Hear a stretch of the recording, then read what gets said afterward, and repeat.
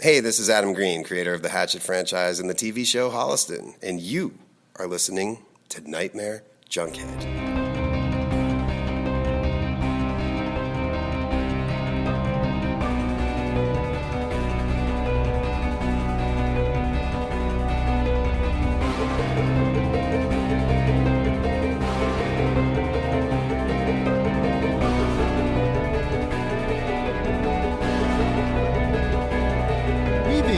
Out of your consciousness like a bad dream you can't wake from, this is the Nightmare Junkhead Podcast.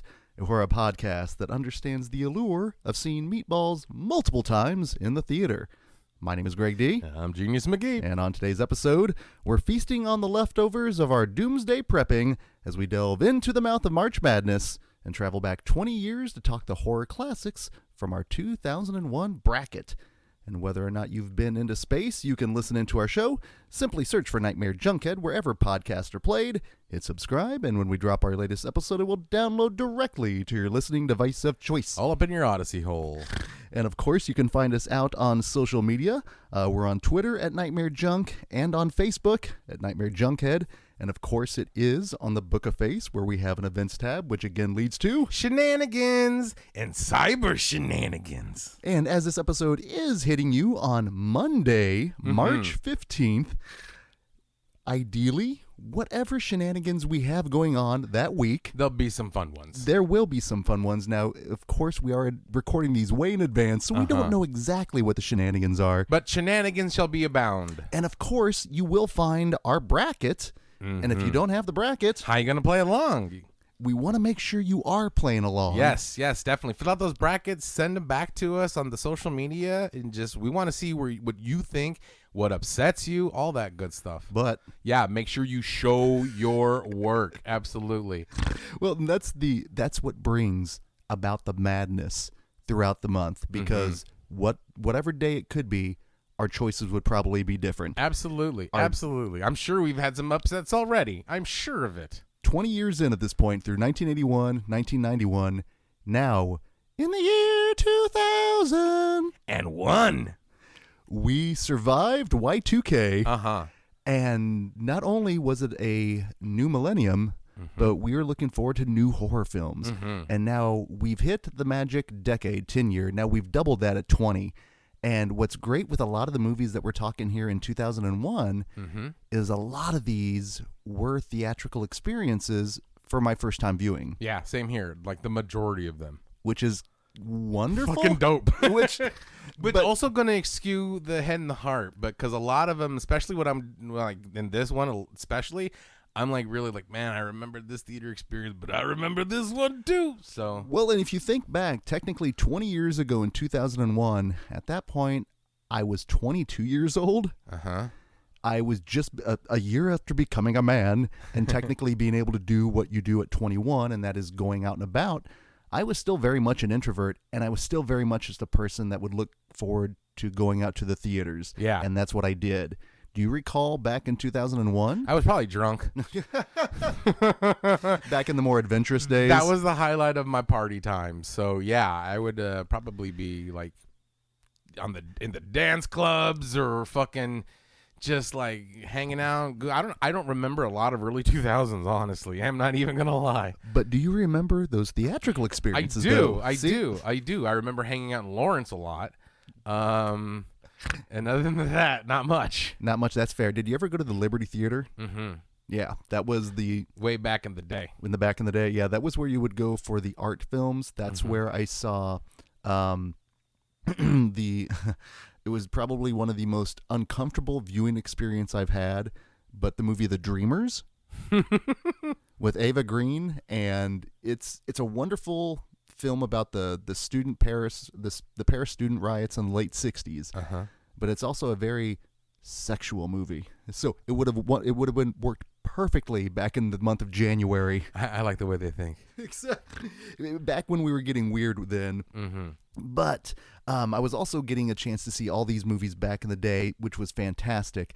Now, that being said, we've got 8 films from 2001. We whittled it down. We've got 4 different matchups here. And it's going to be tough because we were talking off mic, once you hit the 90s and the 2000s, especially when we started seeing more of these in the theater, that heart and head thing, they really start battling each other. Yeah, they do. Yeah, they do. You're pulled one way, and then I'm like, oh, but then you're pulled another way. And then I'm glad this gave me a chance to rewatch some of these. Some of these movies are old favorites, and some of these movies I'm like, why haven't they been in my rotation more? Some of these I have not watched since that initial theatrical experience 20 years ago. So let's delve into them, and we're going to go just top to bottom here. And our first matchup, oh my goodness. Now, they do say, and not quite yet, but they do say eventually that if your franchise or if your setting ends up in the outer regions, that it's a bad thing. However... Yeah, no, that's not always the case. Not always the case at all. In fact, the two films that we're looking at in our first matchup here in 2001 do indeed come from... In space! And our matchup is, the topic bracket is in space. And we have two films featured in space. Jason X and John Carpenter's Ghost of Mars. Motherfucking Ghost of Mars. I will give it its appropriate respect. You're gonna have to see if you can win me over on this one, because if anyone knows the show, they know we love, worship at the altar of John Carpenter. You guys fucking better. But I am not an apologist, and I celebrate the entire catalog, but there is admittedly some of the higher echelon Carpenter. And then there's some lower Carpenters. But you know what? The worst Carpenter is better than 99% of what potentially you might see here in the matchup. But which of the two films do we go ahead and launch out to first, Genius? We've already been started talking about Ghost of Mars. Let's continue. All right. Well, by any chance, did you see this in the theater? Fuck yeah, I saw this movie in the theater. It was probably one of my first things of Jason Statham, you know, before his starring vehicle, the Transporter, with hair, like a peach. Do we discuss that at this point? It was very unsettling, and this was before he was Statham. Right. And I love that this is technically that seed that was planted. Like, this is I like this, dude. But it's almost like seeing Tom Atkins without a mustache. It's weird. It's disheartening. And the fact that he kicks ass, but he doesn't, like, spoilers, he doesn't live to see the end of the movie. And you're like, because I remember rewatching this, like, oh yeah, oh no, not Statham. Come on, man. Well, rewatching it, actually, the kind of the joy of this, and I think, as you've said it before, is when we're rediscovering all the people that are in the movie. And I'm like, oh, wait, Clea Duvall is in this? Oh, I totally forgot she's in this. Like, Pam Grier's in this? Pam Grier is in this. I was so excited. Number one, I really like the idea of this whole, like, matriarchal society that is presented in the movie, but we really don't go in depth into that at all. Right. It's just a side note. It is kind of a side note, which is a bummer, because I think there's some really interesting stuff to mine there. But I do think, sadly, for me, this movie, didn't see it in the theater. First time I watched it was with you. It was with you and Dustin. And because I was begrudgingly against it, because it didn't feel right. I remember seeing the trailers, and I enjoyed it, but it just felt off. And rewatching it again, it felt like a Carpenter mixtape, but not directed by a Carpenter. It felt like Carpenter doing Carpenter. Yeah. Which is kind of awesome, but it felt like it was like he was tired. Or it just almost felt restrained, which is weird because the movie is hugely violent, which I completely forgot how it's violent crazy the movie violent. is. It's crazy violent. And I don't want to seem like I'm slagging on it. And I'm not saying it didn't win me over, but at the same time, the edits still really bug me from just the side swipe. Right. Not really used to that in a Carpenter film. Kind of the weird narrative structure normally doesn't bother me, but I don't know, for some reason didn't feel in time with this car. It felt like someone it felt like Rodriguez in Planet Terror when he's kind of making his own Grindhouse Carpenter film. It felt kind of like the same way. And again, I enjoyed it. And the presence of Anthrax alone in the score should have me just immediately going, this is my jam. There's bits and pieces, man. Here's the thing. I'm going to watch it again with you guys. I need to watch it with you and Dustin again. Yeah. Because it's one thing to watch it by yourself. it's another one to watch it with people that love the movie. Give it some love, Genius. So allow me to retort, sir. You have been sitting so quiet and patient, man. I am so impressed. You, my friend, are patient. Now I shall get on my soapbox. To me, this is Escape from Mars. This is the natural progression. This is also experimental Carpenter to me. And he is trying things out of his wheelhouse. And while, yes, I will agree with you, there is one thing in this subsequential viewing where I was like, he did this too much and I don't like it, him doing it, is when he did that weird, like, Matrix time jump. Mm-hmm. I liked the structure of the story. The fact that it's in flashbacks and all that. I liked a lot of the ideas, and it's fucking cool and it's fucking violent. It's one of those movies where you can just shut your fucking brain off and just let Carpenter try something different. Now, it is lower Carpenter, I will give you that, but at the same time, it's not The Ward. You know what I'm saying? The Ward, I will not apologize for The Ward. I'm telling you right now, though, someone's screaming into the void going, F you, Genius McGee. Right? But at the same time, but I enjoy it. I think Natasha Hendrick, Ice always liked Cube. her. I think the cast alone is fucking amazing. I really like Ice Cube. Yeah. But now that you mentioned the fact that if you gave me the choice between Desolation Williams and Snake Plissken, I'm going to go Snake Plissken. Had this been Escape from Mars, it may have changed my viewing of the film because I'm naturally someone that is just, I gravitate towards Kurt Russell. Mm-hmm. So that could have changed my viewing of the film. Maybe potentially. I don't know. I need to watch it again with you guys. That's just my thing. I think that will affect because I will watch it eventually with repetition to get to love it, I think. But I don't know. It just seems off. I think because it's not like I said earlier, I think he's trying something. He's trying to like either not necessarily reinvent the wheel, but like, I'm going to try something different here. I'm going to mix it up a little bit. It's the new millennium. Let's fucking rock and roll. And do you think maybe that's it because this would be his, 70s, 80s, 90s. This will be his, again, 40 years now of terror that he has been constantly been a presence in genre.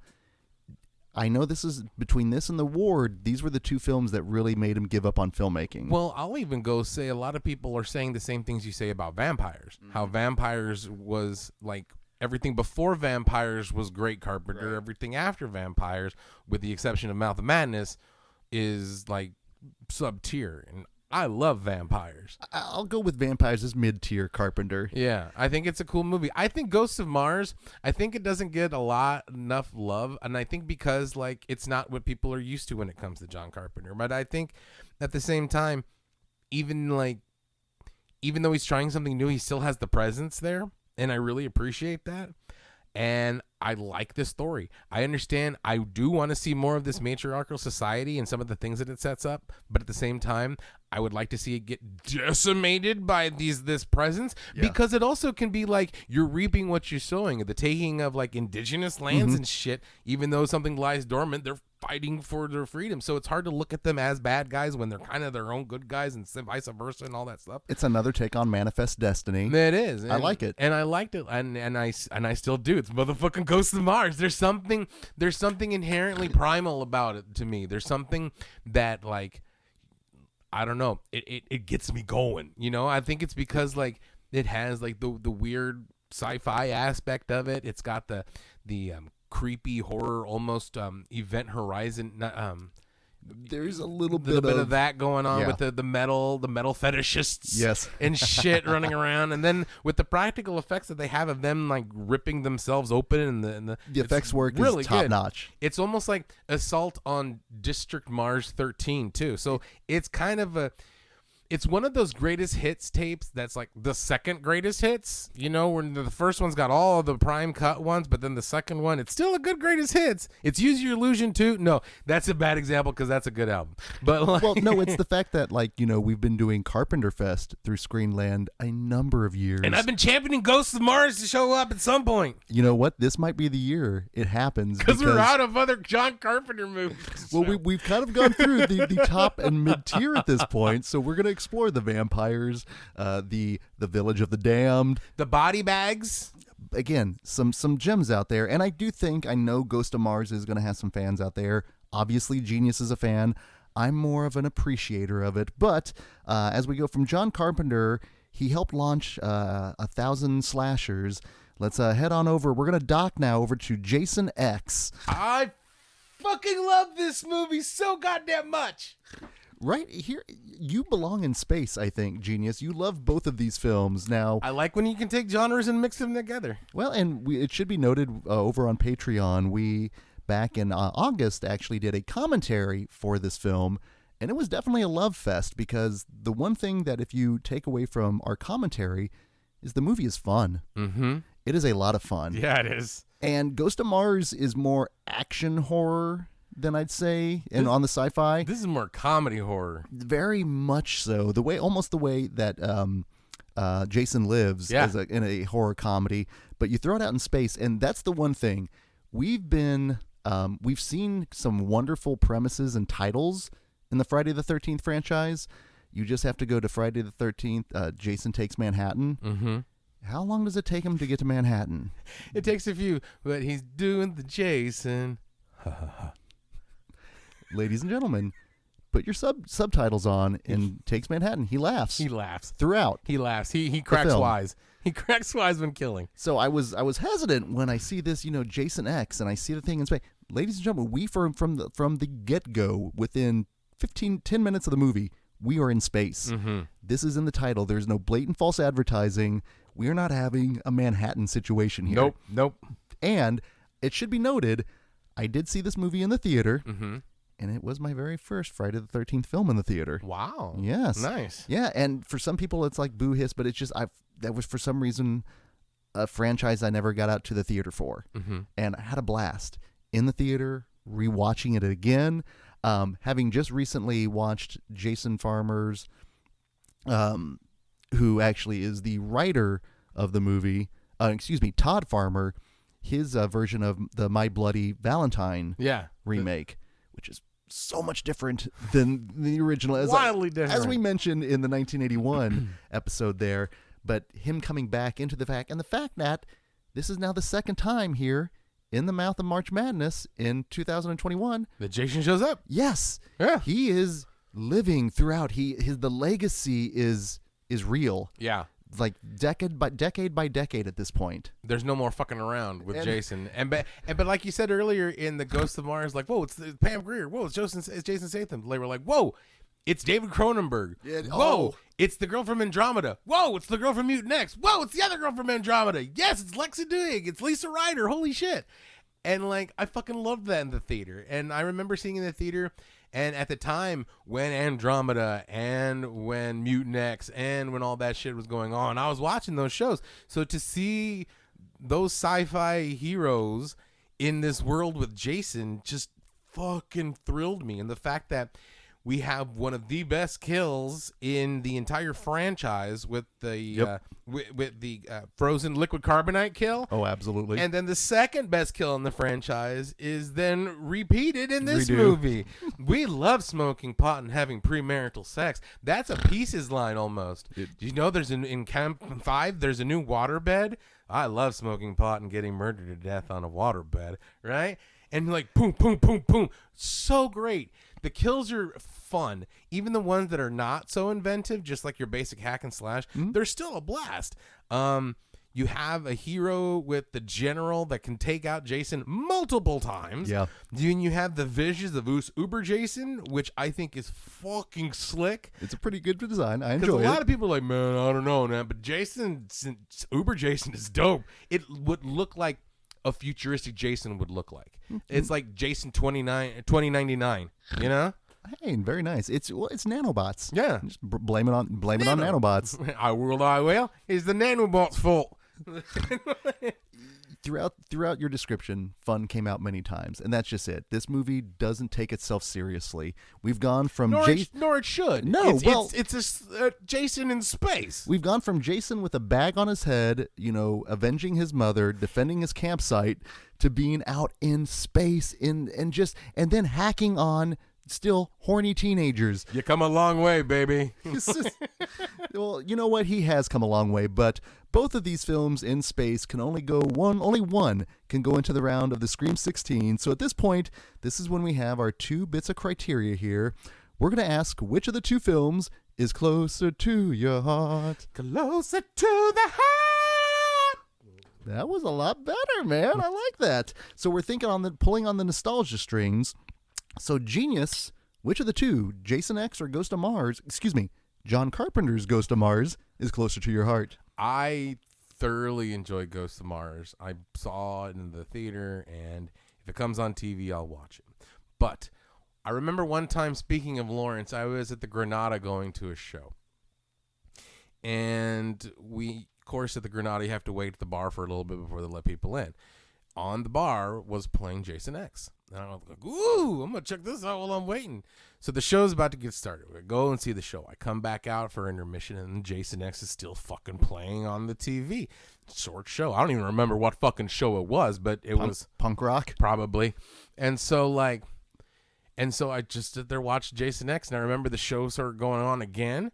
And I was like, well, fuck it, I'm going to watch Jason X. I'm having too much fun. I'm drinking, chatting with the bartender, watching fucking this. And it was like, right when we were about to go in was right at the part when, like, she got her head slammed. And right when we came back out, it was the part where they were about to, like, smash the thing. So I was like, this is fucking perfect timing. I remembered that. Those are, like, my favorite parts of that. That's one of my favorite memories of going to Granasty. Out of all the things that I've had done, cage dancing and all, that's one of my favorite ones. And it's, like, the most wholesome of them all. So, like, for closer to the heart, I got to go with Jason X. Can't argue with that.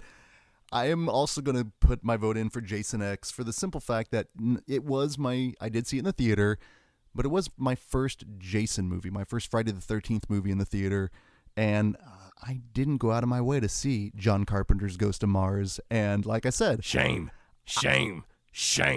I'm... Bucknun. I'm still going to go out of my way to watch Jason X, and the next time I watch Ghost of Mars will be with you all, but it's not going to be on a solo viewing. It's a caveat. Like, I'll watch Ghost of Mars, but it has to be with you guys. I'll watch Jason X fucking whenever. Yeah, I think that's about as good as the good as a review it'll get. Caveat free. Well, now that being said, I like to make sure we're being fair here. So from the heart to the head, we're going to look at our bracket topic, which was... in space.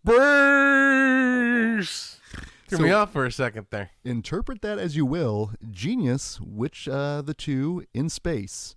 Jason okay, X? So I had to tell you, like, think of it as Escape from New York in space, or think of it as Assault from Precinct 13th in space. I had to almost not necessarily sell you on that concept, but like say this is how I view it. With Jason X, you know it's fucking Jason in space. There's no need to, like, explain. And it does exactly what you think it is. If you say John Carpenter in space, it could be a lot of different things. But if you say Jason in space, you know exactly what it is. And it fucking delivers on that promise. So for that alone, I got to go for Jason X. And I'm, for some reason, feeling more literal in this case. So the whole in space, Jason is literally in space in Jason X. Yeah. In fact, we get a Kubrick reference in your Friday the 13th movie with him doing the Slim Pickens a la Dr. Strangelove, right, in space. And with a count of 4-0 slashing its way into the round of the Scream 16. In space, no one can hear you.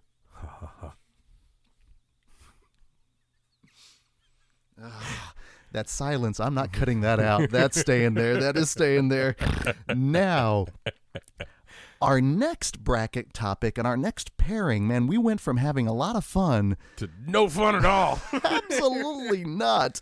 And that makes sense with our bracket topic because we're looking at the mentally macabre. We're looking at Frailty going up against Session 9. Ooh.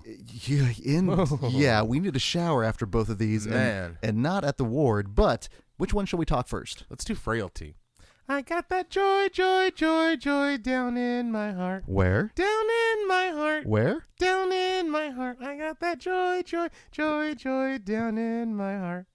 Down in my heart to stay. And I'm so happy. Devil doesn't like it, he can sit on a tack. Ow. Okay, stop. that almost gave me PTSD watching it. And I almost had little Danny in The Shining reaction where I'm just like, with going through that. I was, what we've mentioned before, we were both raised Catholic. I was an altar boy. I went through CCD, all that stuff. I was confirmed Saint Isaac Jobs. All that is still so tightly wound within my DNA. I can't escape it. And this movie is built on so much sadness and tragedy. Yeah. And I also saw this in the theater. I was 22 watching this. Took my little cousin to watch it. And no, I'm sorry, I was 24. I was 24. She was 14. She's always been 10 years younger than me. So I'm taking a 14-year-old, my little 14-year-old cousin, who I've taken to plenty of films. We took her to Evil Dead for a midnight screening. Watch the movie, and it terrifies me. You know, all the Catholicism, all that kind of stuff, but also just it's a scary movie. Yeah, it is. Where we go afterwards. I go to the bathroom. I walk outside in the lobby, and I can't find her. And I'm looking around and around. And I'm starting to freak out, and I'm panicking. And of course, she was just outside. Very simple. Right. But that movie had inspired such fear and anxiety and dread that a simple just look out the door and she's there was just gone. And something that was like a 3-second period was a 30-second terror in my head. And Bill Paxton, I miss him. Yeah. I miss him a lot, Especially man. now, Oh, my man. goodness. Especially now. Director and star. Oh, so by any chance did you see this one in the Oh theater? yeah. Okay. Oh yeah. I was 22 and I remember seeing this movie, and first of all, that song, it didn't give me like trigger. It actually made me giggle because I thought of Rod and Todd Flanders when I saw it. And so like I was like, okay, Simpsons, right? Because you know that's how my brain works. So, but then upon that, just watching it and like questioning, like, okay, this guy is fucked up and he's doing all this in the name of religion and he's passing this horrible shit down to his kids. And like I was thinking, this shit happens in real life. Oh, yeah. This was a Criminal Minds before Criminal Minds. This was something like dark and twisted before it. And the end, when you find out, one, that maybe the dad was right all along. Okay, that's the one thing that rewatching the movie again made me really, really miss Bill Paxton, but also really made me like the ambiguity of everything. Yeah. Because Bill Paxton has been bathed in genre. You know, he's been killed by a Terminator, an Alien, and a Predator at this point. So I wanted to maybe think maybe he was on a holy mission, but it doesn't give you good answers or simple answers. No, and there's like 3 twists in the Yeah, movie, well, and sort of, yeah. and there's no answer to any of them. Was he not really correct? Right. Is McConaughey really or not correct? Mm-hmm. And again, a circle of violence and tradition and religion and all this stuff. And Powers Booth, like being afraid. You don't normally see Powers Booth afraid. Powers Booth is actually a killing phrase in many cultures. Right. You know, he is such a welcome presence.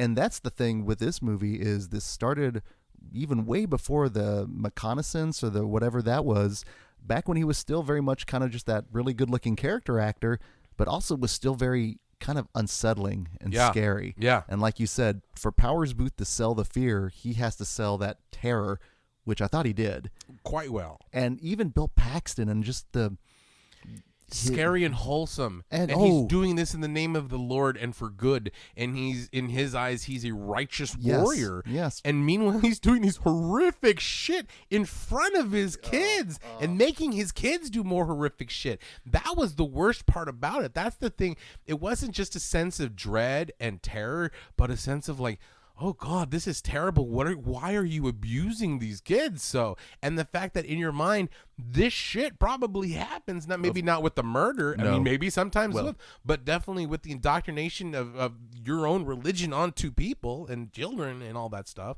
At the same time, that's terrifying shit. And it's real world shit. And to find out maybe the people that he is killing are monsters. They're not necessarily demons, but they're doing terrible shit. they're doing terrible shit too. And so it's like, there's nothing positive or redeeming in this movie, and it's so wonderful how dark it is, yet such as Americana setting, and it's the 60s, so everything's bright and happy, and we all keep our demons hidden underneath and repressed and literally in the ground. Oh man, this movie hit a lot of different subjects, and it was tackled quite well, especially for being first-time director. Again, he was soaking up just everything with. Well, he worked with James Cameron, Catherine Bigelow. He's worked with the greats. Yeah, and it's a shame nobody saw this movie in the theater. And still people don't know about this movie now. Yeah. You say Frailty to 10 people, maybe 2, like with Bill Paxton. Like, yeah. Like, okay, yeah, that was a good movie. So it's like, it's kind of like disheartening because this movie is genuinely dark and wonderful. Oh, it's so unsettling, and the fact that it also gives you almost a iconic horror weapon in Otis. Yeah, the axe. Otis the axe, and the gloves, and the pipe, the holy relics. It's very, very peculiar, bizarre. I remember reading. This is 2001, so I was probably reading Ain't It Cool? But they did a thing on Frailty, and we're mentioning all the props and everything that went into it. No, this is it's an incredible directorial debut. It's a scary film, well acted, well crafted, well worth the revisit. Absolutely. So well worth the revisit. Now, another one, on the other hand here, Session 9 was a dope, isn't it? Was a first time viewing for me. I watched it for the first time last year. And actually even did, and I've seen that with that one. And oh my goodness, I knew so much of it. I just knew it was kind of the scary asbestos movie set in a mental asylum. And it was like, okay, yeah, that's it. But it's so much more. But much like Frailty, is just sad. Yeah. It's and just dour and dark. I don't think I was anticipating it, but I wasn't ready for it. And then revisiting again now, having watched it and knowing the twist and knowing the ending now makes you appreciate it even more. What was your initial interaction with Session 9? I remember hearing something about it on like an Ain't It Cool News. Right. And I believe at the time I was working at Blockbuster or some sort of, I'm trying to remember my time. But I do remember seeing like, oh, I'm going to check this one out. Plus, it's got David Caruso. I like David Caruso, right? See, I knew of David Caruso, but I didn't watch... What was his shows? CSI Miami. Okay, and NYPD Blue. First he was on NYPD Blue, and then he went to like, looks like he's gonna have to bake in the sun. Yeah. So which were you more a fan of? Oh, definitely more fan of CSI Miami. But I did watch the first 2 seasons of NYPD Blue when it came on. So I was that's fair. Definitely aware of David Caruso, and especially after Jade. Like so, like we won't go into that movie, but at the same time, not that kind of podcast, right? But at the same time, I liked it, and I definitely was a fan of CSI Miami. Now, I'm trying to remember, I saw this one on video, and I think it was later on. I didn't catch it until maybe like 2003. Mm-hmm. But when I saw it, I was like, holy shit, it's atmospheric and scary. And David Caruso, I said it before and I'll say it again, has one of the best utterances of fuck you. Hey, fuck you. In cinema history. It made me giggle, it made me laugh, and it made me go, fuck yeah, you know? And guess what? You need that because this isn't a real fun movie. No, there's no levity at all. No. But maybe like, hey, fuck you. Loved it. And you had pinpointed that for me before I'd watch. You're like, by the way, there, and I was waiting for it, and there's a few FUs in there, but I was like, oh, that's the one. That's the one. No, it and listen, our man Fessenden shows up here. Too many cooks, which was another little moment like that. But the idea of just this abandoned mental health facility. Terrifying. That setting was so unnerving. And then every one of the sessions and that whole idea of how, in this case, dual identity disorder was dealt with back in the day, and just the progression of the tapes. And then and again, obviously, film celebrating 20 years here, but when you realize that it's all these real world issues that are rooting and creating the terror technically, it's just even more traumatic and just sad. Yeah. When you see the dissolution of what happens in his life at home, it hits. And I'm watching and I'm just like, oh, this movie is not fun. And I know you rewatched it again last night after watching The Black Coat's Daughter, Right. which is not a fun movie. No, but it's also like a prime example of A24 movies. You know what I'm saying? Like done right. Because this one was like, there's hardly any like jump scares. There's no blood and gore until like the last 5 minutes of the movie. Everything is just building atmosphere, building tension between the workers, between the time frame that going on because they need the money, between the workers and their own individual families, because you have the whole subplot of the one guy dating the other guy's ex, which has got to be hard, and working together. God. That's got to be rough. It's awful. Then you have the subtext of this guy who trying to figure out why his wife kicked him out and what's going on with that, and when you find out what really happened, you're like, holy shit. But then when you find out what really happened, you're like, oh, double holy shit. And you have all this stuff. Meanwhile, this guy's going obsessed with listening to these tapes, and they're just getting darker and darker and darker. And then who's Simon? And I'm like, holy shit. And then when Simon actually reveals himself that he's like, could possibly be some supernatural shenanigans going on. More ambiguity. You're just like, but by then, you're like, what the fuck just happened? Oh, I did not expect that at all. And like I said, there's no gore up until the past. And there's even a little bit of that shaky cam stuff, which normally turns me off, but it added so much to the atmosphere. It made it feel real, like you're not supposed to be there. That's perfect, because I never felt at ease throughout the entirety of the film. At all. Since like after the first 5 minutes, I'm like, I'm uncomfortable. The first tour of the goddamn place. Yeah. And you know what? I actually like it when you get to go on tours of places in movies. I don't know what it is. It's possibly because it's a trope, but it establishes the geography of everything. It establishes where the scary parts of the building are. So when you're hearing the noises, don't go there, go there. But they have to.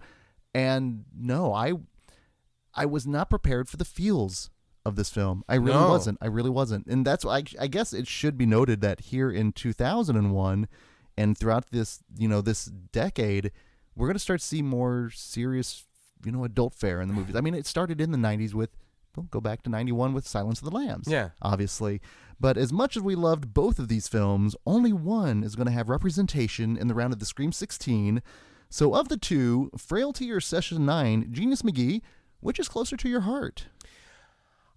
I saw Frailty in the theater, and it stuck with me. It really did. It creeped me out. It made me like look at people differently. Not certain people, but just like in general. You were going around touching people, or not wanting to be touched. Like, don't touch me. I don't want you to know what's going on. All right. So like, but and then I saw Session 9, and that stuck with me. But it's because it's creepy and atmospheric. But I think Frailty, because that I saw it in the theater and it stuck with me more, I'm going to go with Frailty. And I hate to say the closest way to my heart is a fun theatrical experience, and thinking that I may have lost my cousin to Bill Paxton after that, that still bothers me to this day. Or McConaughey. No, even worse. All right. No, that's no. You got any holy weapons? It'd be a lot cooler if you did. Now, that being said, from the heart to the head, our bracket topic was mentally macabre, so interpret that as you will, but Genius, which of the two are you going to go with? I champion both these movies. I say Session 9 is super fucking dope, and it's a really dope experience. It shows, when it comes to the mental shenanigans of it, right, it's dealing with all these peoples and the ramifications of it, and that's fucking scary. But Frailty not only deals with that guy's personal ones, but the fact that he's passing it on to his children, and then that instead is going to be passed along to the children after it. And the whole mental torment that he puts his kids through, that he goes through, that the whole mental games that playing the Powers booth. Mm-hmm. I think this is more indicative of a good case study of a mental trauma. So I'm going to go with Frailty. Well spoken, well defended. I'm going to go literal on this one with the mentally macabre. In terms of the setting itself, I mean, we're in a mental institution. It's abandoned. It's scary too. Goddamn. The macabre, the macabre, it's all there. Even the dangers of the asbestos and breathing that in. So I'm going to give it a vote, but as if it is on a mission from God by a vote of 3-1.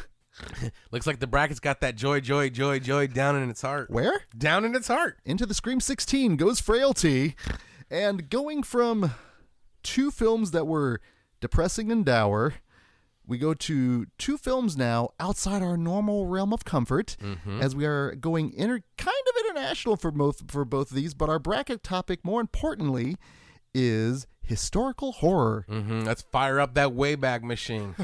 Yes, Mr. Peabody. Come on, Shaman. Quiet, you. And we have on the bracket here, going up against each other, we have the Hughes Brothers From Hell going up against Brotherhood of the Wolf. Which shall we start with? Let's do From Hell. Let's go From Hell. Yes. I never trust Ian Holm. Well, any British character actor right? in this case. This was a first-time viewing for me. This was very much, and I've seen that. I knew of the graphic novel that it was based on, with the Captain Cantankerous Alan Moore. My goodness. Also knew that it was done by the Hughes brothers as one of their follows-up to, was it Menace to Society? Yeah. Which, amazing film. And the fact that it's got Johnny Depp and then at the time, Roller Girl, Heather Graham. So didn't realize though how wonderfully crafted it was. The talk about atmosphere and setting, how it made me realize I would never want to be able to take that time machine and live at that time. No. This was one of the this was like a smell-o-vision movie, and it emanated from the screen. And then on top of that, you have some madman running around butchering people. Horrifically. Terrifying. I wasn't expecting... there's a kill in this movie. I wasn't expecting it. The wheel kill. When the guy gets pulled under. I was entranced through the movie, but that moment made me go, oh, God, which was kind of wonderful. But just, I don't know. There was just something about how... I just don't think if you would have shown me Menace to Society and then From Hell. I love the contrast in that, just the fact that they were able to expand and go beyond what they were normally into. You know, they actually did an interview. I saw an interview about that, and they're like, well, why did you want to do this? And he goes, because ghetto is ghetto. He goes, no matter what time, what place it is, he goes, people are downtrodden. So we felt still a connection with this Victorian England. And I was like, oh, that's pretty fucking deep. Yeah, it is. What was your initial interaction with From Hell? Saw it in the theater. Did you? Saw it in the theater. I was like, oh, a Jack the Ripper movie? Right? I didn't know it was based on a comic book, but I knew of the Hughes brothers and was a fan of the Hughes brothers. And I knew of Johnny Depp, and I was a fan of Roller Girl. I didn't know that Hagrid was going to be in it.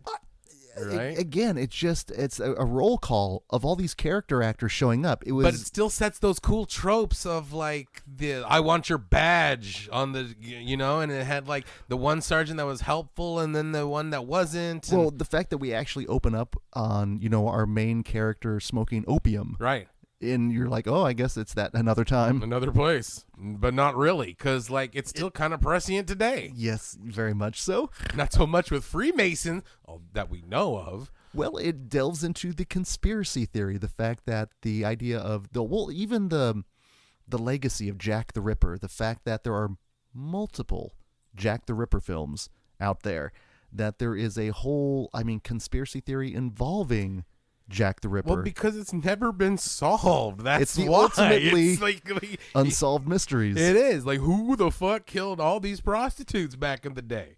And so, yeah, it lends itself to conspiracy, but it's so atmospheric and so well done. And everybody acted incredibly well. Because you don't think of, now you might think of Heather Graham as, an actress. But back then, when she was still coming up, you weren't like, ooh, Heather Graham, right? Except unless you were me. Unless you're a genius. Right. But I think she did great in Oh, this. no, she did fantastic. I think everyone involved was really good, and also because we were, the level of gore as well. Holy shit! The after effects of everything is incredible. When he snatched that girl from the shadows, and all you see is the blade stick.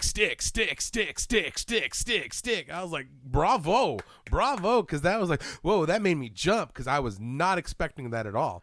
I'll never trust somebody giving me grapes. That's for sure. Oh no. That's for sure. The way he lured those prostitutes, and like again, this is one of those things that's still happening here in Kansas City. Maybe like 10 years ago, we had a Jack the Ripper that was going around picking up and killing prostitutes. Yeah. So it's like, goddamn, it's terrifying shit out there. And the fact that this really happened. Now I don't know if like the cop who had visions and blah blah blah, but the fact of the matter is there was a Jack the Ripper.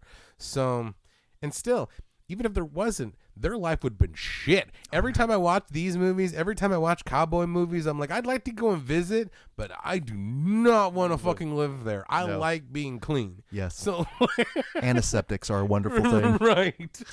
Well, going from the crazy streets of London to out, goodness gracious, just go ahead, get it out of the way. Je le sens bon. A film that I saw in the theater. Ooh. But have not watched since that theatrical experience. We're talking Brotherhood of the Wolf. Mm-hmm. Your initial interactions with that one also, Genius? On video. On I didn't video. get a chance to watch it in the theater, but I did hear a lot of good things about it. And when it finally came out on video, I was like, ooh, I'm going to rent this one because I've been hearing nothing but good stuff. And I was not let down. Since then I probably watched it another time, maybe about 10 years after that one. Mm-hmm. But I think like this is only like my third viewing of it, but I'm going to watch it again. Well, and that's just it. Having not watched it in 20 years, I distinctly remember certain things. Yes, we'll just get out of the way. Monica Bellucci being one of them. Oh, yeah. Now, I'm not going to lie, though. The dissolve from her breast to the mountains was beautiful and gratuitous, and it was awesome because like it was so Naked Gun, right? Because her boobs turned into mountains, and I was like, whoa, it's Mount Bellucci. Don't mind if I do. And so like, but at the same time, it's still a gorgeous shot. It's gratuitous and like self-serving and like, hey, let's put some nudity. It was still thoughtfully done and masterfully executed. It's a very indulgent movie. Mm-hmm. It runs 2.5. It's Baudry. Right? It runs 2.5 hours. But it's so crazy because it's a historical period piece / werewolf film / martial arts film. Action, mystery, whodunit. It is many things everywhere. Kung fu, like socio-political movie. It is a kitchen sink movie. I remember being confused when I saw it in the theater back in the day, but I remember being entertained. Mm-hmm. And Mark Dacascos. Fuck yeah, Mark Dacascos. Manny is an all-timer in this. Manny is awesome. Manny is so freaking good in this movie. Even our lead, I believe Mount Baldy called him a mixture of Triple H and Gerard Depardieu. Yes. But the standout for me in this viewing was Vincent Cassel. He always is a creep.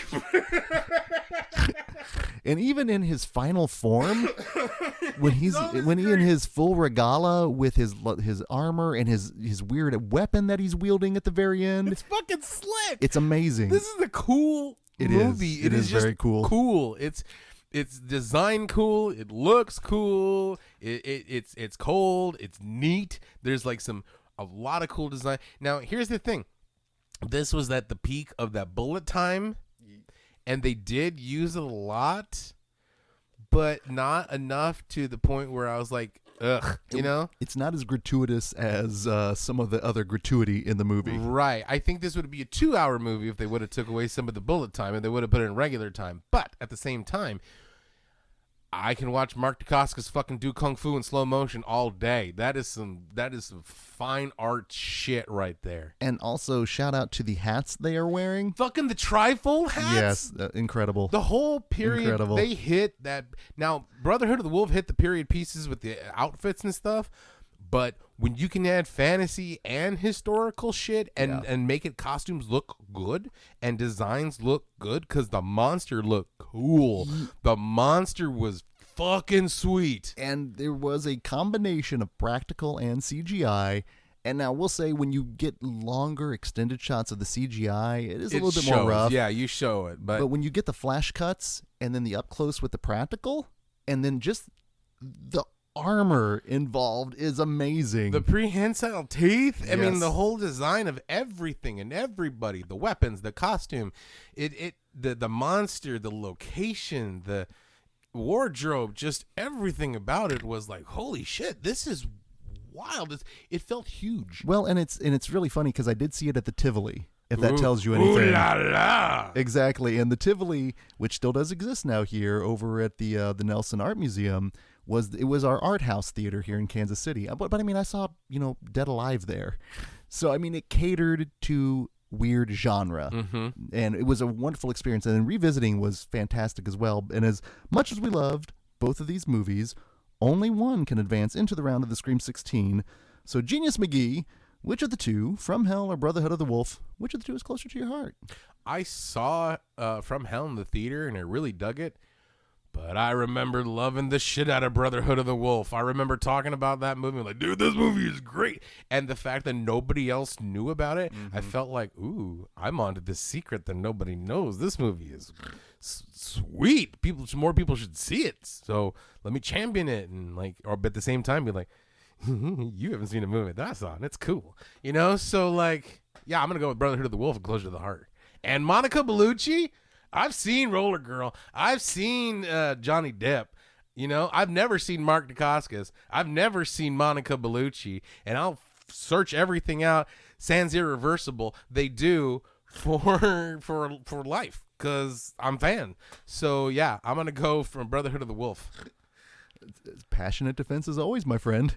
I'm also going to go with Brotherhood of the Wolf for the simple fact that it was a theatrical experience and a theatrical viewing, but the fact that I did manage to go 20 years between the two, and it felt just as fresh as that first time, and that's the closest way into there. So that being said, from the heart to the head, we are looking at historical horror genius. So based on that, what's got your vote? This one is hard. This one is truly, truly hard. I'm going to go From Hell because Jack the Ripper was a real person. I don't know if the Beast of Ballon or whatever it is real. I would like to think it is. But if this was what's a better... If I'm thinking of what's a better, cool representation of something that's the mix of historical and phantasmagoric, I'm going to go with Brotherhood of the Wolf because I think the costume designs are better. I think the overall look is cooler, but for historical accuracy and the fact that it's a real killer, dude, From Hell made me feel like I was in Victoria, England. I was only waiting for God bless us, everyone. What day is it, sir? Right? Cockles, So I'm going to go with From Hell. Totally makes sense. This is a tough one for me. Now, I remember when I went in back in 2001, I was actually somewhat well-read, and knowing a lot of the historical context of what was going on with Brotherhood of the Wolf, it was like the Reformation, the Counter-Reformation, the Terror, all those things were legit and, again, occurred. But then you throw on this weird werebeast on top of that, makes it more memorable. Going up against From Hell then, again, Jack the Ripper existed, we're recreating, but again, we're throwing our own spin on. So it's my thing is, which of the two do I enjoy more? Which of the two is more entertaining? Because I'm being educated with both, but which one is more entertaining? And for me, Brotherhood of the Wolf is just way too entertaining for historical horror. 100% agree, and I cannot argue with that at all, sir. So that being said, by a count of 3-1, biting its way into the round of the Scream 16 is Brotherhood of the Wolf. Oh! Which leads us to our last matchup here, and oh man, this is rough. This is a good one. This is a good one. Our bracket topic is very simple. We're looking at haunted domiciles. And we have two films in 2001 that did indeed feature some haunted homes. Genius, we've got Bones going up against 13 Ghost. Which shall we talk first? Let me ask you a question. Why don't you turn around and see who's behind you, mine? Is that you, Jimmy Bones? Bones, that you? Is that you, Jimmy Bones? Oh, goodness gracious. So, Genius, by any chance, did you see this during its original 2001 theatrical run? Yes, I did. Yes, I did. It was a Saturday night, and I wanted to go see the fucking Snoop Dogg scary movie. I was fucking hyped because it's Snoop Dogg and it's horror. And so at the time, these are a few of my favorite things, right? So, like... So I went to go see it opening night, late night show. It was like a 10 o'clock show, and I fucking loved it. It was me and Mount Baldy, and we had a ball. It was so good. It was scary. I mean, it was legit. There was some good, like, oh, shit, that's a good scene. And at the time, the special effects were very, very well done. And then just the story of it and the fact that, like, why don't you turn around? So behind you, mind the fact that it's funny. It's legit good. So, yeah, no, I thoroughly remember seeing that movie. So I also saw it in the theater last year during a Terror Tuesday screening, which I knew of the movie. I knew it as that Snoop Dogg scary film. But it's so much more than that. This was the anti-pieces. This is not what I thought it was. I didn't realize there was so much of a doorway to hell, of elements of Dr. Caligari, of the Tony Gardner effect work in this movie with that body of walls. That was slick. It is incredible. That was so ooey and gooey. I wasn't prepared for that stuff at all. The fact that Jimmy Bones himself, in more demonic form, we just get a little bit. We get to spend that time in the 70s with him and Pam Grier showing up again here in 2001, making a name for herself in 2001. We get old Pam Grier and young Pam Grier. I was just absolutely shocked at how much fun I had with this film that first time, and the fact that I bought it on Blu-ray, that the Scream Factory, that they put it out, I immediately picked that one up because it's also an Ernest Dickerson film, who we are very familiar with because he was his film Demon Knight was part of our very first Nerdoween. Oh, and Demon Knight is fucking slick, and Catherine Isabel. Yes. Oh, yeah, going all the way back there. Of course, Catherine Isabel. But the fact that he's also the man that shot all of Spike Lee's work. You know, I mean, this is the man that shot Do the Right Thing. And the fact that he then is also responsible for Jimmy Bones isn't friggin' credible. Yeah. I challenge anyone out there to watch this, and just because it's not what I thought it was. I know it was supposed to be kind of a vehicle for Snoop Dogg as like a Freddy Krueger kind of character. I was going to say, did you think he was going to be like a Michael Myers or some supernatural slasher? Something along those lines, but it's kind of that. Yeah. But it's also kind of more. He's like Dracula, as in like a romantic revenge creature. Yes. And he's also like Freddy, and he's also the town boogeyman. Yes, but also the town savior back in the day. Yeah, and it's a revenge movie. It's almost like JD's Revenge from back in the day. Yeah, it is. Well, it's a killer pimp, a killer ghost pimp. It's a blaxploitation film in 2001 that was made with a lot of love. You can tell everyone involved just genuinely enjoyed the film, and you can sense it as well.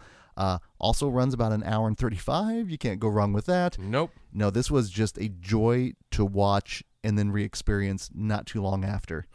Now, Jim Bones, that you? Going from the haunted mansion that all the kids are getting actually, you know what? That's what actually kind of made me laugh too. It almost had we got to save the little like the discotheque, so to speak, eventually. Right. But going from that into a remake of a William Castle film, 13 Ghost. Genius, did you see this one in the theater? Oh, fuck yeah, I did. Now, let me ask you, by any chance, was it because it was a scary movie? That's one reason. Was it because you're a big fan of Monk? No. 2 words? No, excuse me.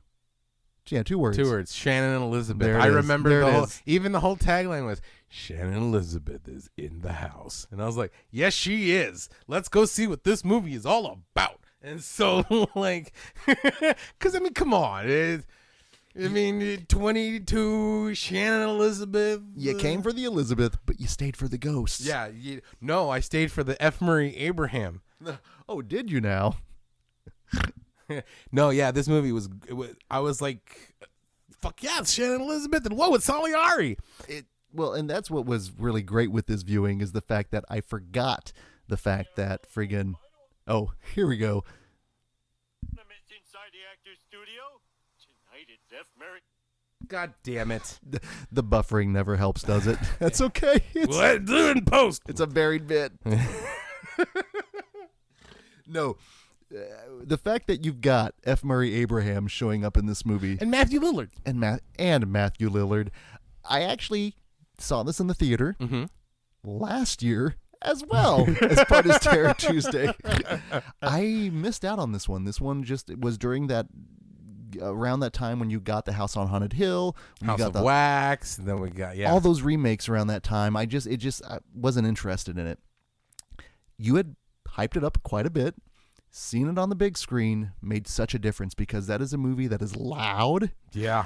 It is beautiful by design, and then the actual practical effects of the ghosts themselves, and it almost plays kind of like Neon Maniacs, where you've got a roll call of all these different ghosts and their designs and their maladies. And they build a cool world because, like, they have their own separate set of rules. They have their own separate types of things. The ghosts on the DVD, there's all these extras. There's the ghost files. Nice. That tells you about the jackal, about the juggernaut, about the torso, the princess, not a deal breaker, and about all the other different ghosts there are. And so, like, it's very good at world building in this movie, and it's a cool premise. It's interesting to the fact that they take the old William Castle, like, oh, you got to use the Spectre vision to see the ghosts, and then they took that and they ran with it. I enjoyed the shit out of this movie, and I still do. No, I also had the fact that the house itself is almost a character in the movie, that it just functions all around them. The house design is kind of incredible as well. This one was definitely a surprise because I wasn't ready for some of the level of gore that was involved. Yes. It's always, what is it about the early 2000s that loved, like, bifurcating people? Okay, I was about to mention that. I think that's a trope that somehow came about because of maybe Y2K fears, the fact that we were going to be, I have no idea, but it was all throughout there. Yeah. Resident Evil, a number of those movies. But in the long tradition then, just fitting in there, no, I was shocked with the fun I had with this one. The fact that you do have Tony Shalhoub, who is an always welcome presence. I don't know, was just always a lot of fun. And F. Murray Abraham. You gotta love F. Murray So Abraham. that being said, we've got Bones and 13 Ghosts. Which of the two here, Genius McGee, shall join the ranks of Brotherhood of the Wolf, Frailty, and Jason X in this round of the Scream 16? We're going to start with which of the two is closer to your heart? Oh, man. I saw both these movies. I love the lore that 13 Ghosts creates. The fact that the Jackal is iconic. The fact that the Juggernaut is so fucking cool. I fucking mentioned him in the Mandy episode, right? I'm like, whoa, that's the fucking John Henry Ghost from 13 Ghosts, right? They just build a very cool, unique world. But Jim Bones is Jim Bones. You know what I'm saying? I mean, like, what did I say the first thing? Like, hey, where you at? Why don't you turn around and see who's behind you, Mike? Right? Jim Bones, that you? It's in the vernacular. It's Jimmy Bones. It's like, I can't say enough good things about Jimmy Bones. I genuinely have a good time. Is it the best horror movie I've ever seen? No. Is it a great horror movie? Fuck yeah, it is. So for Closer to the Heart, I got to go Bones. I had such a good time. Every time I see both these movies, I have a ball. But I have more fun with Jimmy Bones. So Closer to the Heart, I got to go with my heart, and my heart is fun. So Jimmy Bones, is that you for me? This is a tough one for me, too, as I saw both in the theater, but in a different timeline. And I had a lot of fun with both of them. And at both times, too, I'm like, oh, Pam Grier's in this movie, rad. Oh, F. Murray Abraham's in this movie, rad. But let me just tell you something. If you're going to ask which of the two, if I can have two actors, I can only have one actor, Pam Grier or F. Murray Abraham. Sorry, son, I'm going Pam Grier. So for the heart, no, F. Murray Abraham. I'm going to go with Bones with that as well. Now, from the heart to the head, we're going to ask which of the two is a better representation of a haunted domicile? So here's the thing. He built that ghost house trap, right? But he had to bring the ghosts in and try to create a ghost, right? So, yeah, that it's haunted, but by design. Jimmy Bones was murdered and buried, and the fact that the whole house is alive floors that bleed, walls from hell, all that kind of stuff. The house that nobody wants to go into, the house that the whole neighborhood is afraid of, the house that, like, did you buy that house? You better fucking unbuy it. I mean, that isn't a line that is uttered in that movie. So for a haunted domicile, and the fact that they chose to live there still, This is true. they didn't even get to spend one night at the 13 Ghosts house. They spent weeks building that fucker up in Bones. So I got to go with Bones. I'm not going to lie. I was going to say 13 Ghosts because the fact that the house itself is a character, but it's by design meant to contain ghosts. It's not necessarily meant they weren't fostered there. You're right. Oh, that's such a difference. You're right. You know what? I can't beat that kind of logic. By that alone, my friend, Bones is going to get my vote. And that being said, by a count of 4-0, Jim Bones, that is you. and Hey, 13 Ghosts. Want to turn around and see who's behind you, man? Wow. next Friday, here in the round of the Scream 16, we have Jason X going up against Frailty. Holy shit. That is a weird fucking fight right there. And another weird one indeed is going to be Brotherhood of the Wolf going up against Jimmy Bones. Wolf versus dogs. I like where that's going to go. So which one is going to be representing the year of 2001 and the Frightful Four? We'll find out this Friday. And until that time, this is Greg D. I'm Genius McGee. And we'll see you in your dreams. Let's turn around and see who's behind you, man.